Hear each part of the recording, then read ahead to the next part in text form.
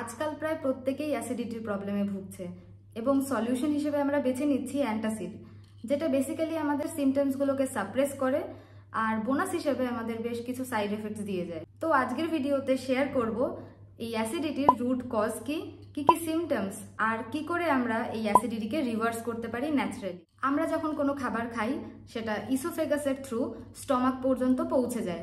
স্টমাকে পৌঁছানোর আগে একটা ছোট্ট মাসেল যার নাম লোয়ার ইসোফেজিয়াল স্ফিংটার একটা দরজার মতন কাজ করে এবং এটা খুলে যায় যাতে খাবার এন্টার করতে পারে, এবং যখন খাবার থাকে না তখন এটা বন্ধ থাকে। আমাদের স্টমাক বেশ কিছু এনজাইমস এবং HCl সিক্রিট করে, যার দুটো কাজ, এক হচ্ছে খাবারকে ব্রেকডাউন করা এবং দুই হচ্ছে ব্যাকটেরিয়াকে মেরে ফেলা। সো বুঝতেই পারছেন যে HCl দ্যাট ইজ অ্যাসিড আমাদের শরীরে প্রয়োজন, কিন্তু যখন আননেসেসারি অ্যাসিড ফর্মেশন হয় সেটা চেষ্টা করে ধীরে ধীরে আমাদের ইসোফেগাসে উঠে আসার। আমাদের LES বা লোয়ার ইসোফেজিয়াল স্ফিংটার যখন উইক বা বেশি রিল্যাক্সড হয়ে যায় তখন সে তার কাজ করতে পারে না অ্যাসিডটাকে স্টপ করার, এবং এই অ্যাসিড আমাদের ইসোফেগাসে উঠে আসার চেষ্টা করে, যার কারণে আমাদের বুকে ভার ভার ফিল হয়, আমাদের টক ঢেকুর ওঠে, আমাদের শরীরে ইরিটেশন হয়, আমাদের নিঃশ্বাস নিতে কষ্ট হয়, এবং এই সমস্যা বহুদিন ধরে দেখা দিলে তাকে বলে GERD, gastro oesophageal reflux disease.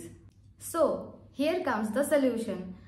আমি আপনাদের এমন কিছু ইটিং হ্যাবিটস এবং লাইফস্টাইল চেঞ্জেসের কথা বলবো যেটা আপনার অ্যাসিড ফর্মেশন কম করবে, প্লাস আপনার LES মাসেলকে স্ট্রেনথেন করবে যাতে সে আগের মতন কাজ করতে পারে।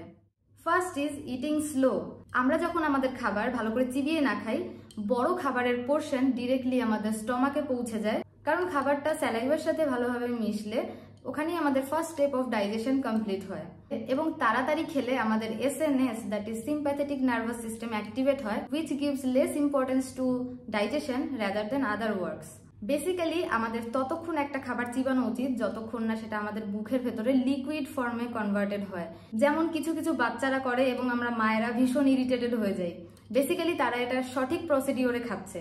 আপনাদের মধ্যে কেউ যদি খুব তাড়াতাড়ি খাবার চিবিয়ে খান এবং আমার এই ভিডিওটা দেখছেন, ডেফিনেটলি আপনাকে বলবো আপনি 3 বারে চিবিয়ে যেটা খাচ্ছিলেন সেখানে 3 বারের জায়গায় 6 বার চিবিয়ে খান, তারপরে ধীরে ধীরে 8 বার চিবানো, ধীরে ধীরে 10 বার চিবানো, এবং গ্র্যাজুয়ালি এটাকে আরেকটু বাড়িয়ে দেওয়া।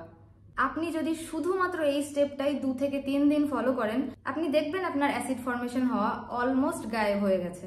সেকেন্ড ওয়ান ইজ দুটো কনজিকিউটিভ মিলের ভেতরে যেন খুব বেশি গ্যাপ না হয়, কারণ আমাদের স্টমাক একটা সার্টেন ইন্টারভেল পরে অটোমেটিক্যালি অ্যাসিড ফর্মেশন করে, এবং যদি আমাদের স্টমাকে সে খাবার না পায় তখন সেই অ্যাসিড ফর্মেশন আরও বেড়ে যায়। So the gap between 2 consecutive meals should not be more than 3 to 4 hours।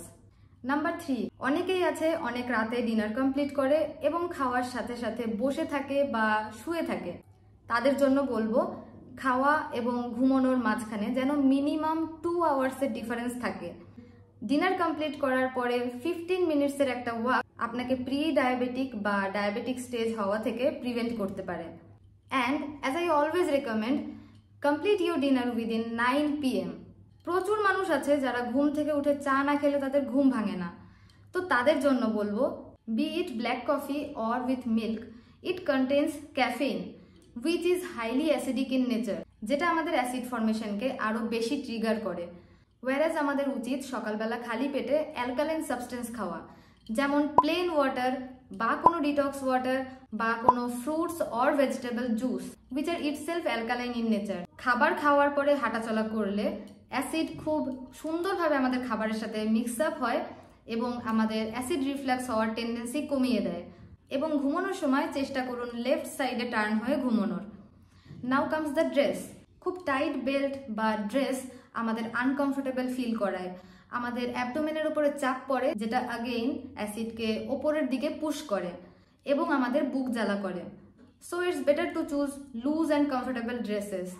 এবং খাওয়ার আগে চেষ্টা করুন অন্ততপক্ষে 3 থেকে 5 বার ডিপ ব্রিদিং এক্সারসাইজ করার, তাতে করে আপনার স্ট্রেস লেভেল কিছুটা হলেও কমবে, এবং স্ট্রেস কমলে অটোমেটিক্যালি আপনার অ্যাসিড ফর্মেশনও কম হবে।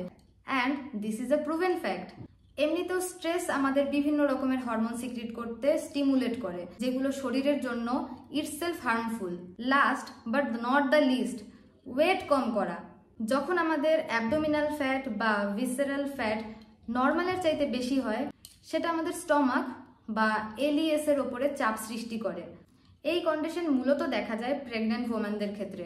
এই কন্ডিশনকে বলা হয় হাইয়াটাস হার্নিয়া। সো ফ্রেন্ডস, এতগুলো ফ্যাক্টর কাজ করে অ্যাসিডিটি হওয়ার পেছনে, and it is not possible to change each and everything at a time immediately.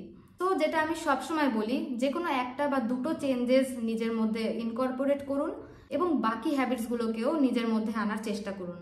আপনি ডেফিনেটলি ভালো রেজাল্ট পাবেন। এবং আমার সাথে শেয়ার করুন আপনি কোন কোন চেঞ্জেসগুলো এনেছেন এবং কি কি ভালো রেজাল্ট পেয়েছেন। See you in my next video. Till then, take care.